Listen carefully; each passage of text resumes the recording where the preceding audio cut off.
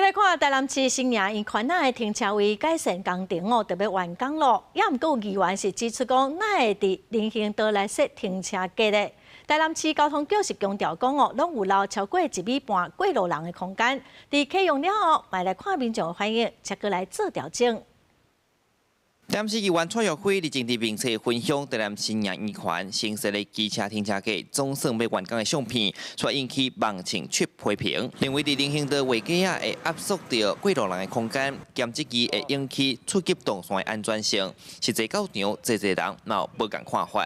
这边走路人其实不多啦，那又不是说很市区。对啦，安尼可以啦，很方便啦，因为有汽车可以停，机车也可以停，人行道也可以走。 停车格都不该画在人行道上，这会造成人车直接在人行道上面碰面。明明就有归人圆环可以做参考，为什么还要走回头路呢？经过了解，这算商业区4个位啊，有商家、甲银行，地方反映这停车困难真侪当。后来这共同甲意见交予交通局定情，经过几摆会勘，才做安尼决定。议员嘛强调，这是照道交条例第90条之3的规定执行的。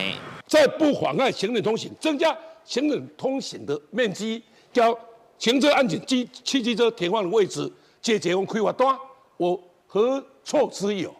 网红不要乱批评，没专业，网红不一定红。它其实还有另外一个模式是有避车弯的。那假设如果真的疑虑非常的深的时候，我们认为请交通局来考量，把它改成有避车弯的方式。台南市交通局回应，新设的停车格有符合法规，是无影响过路人通行安全下，兼顾在地停车需求，卖照实际使用的状况，滚动性来检讨。依法划设各位且绿有1.5米以上的行人空间，后续若有民情反映，会在依现况改进。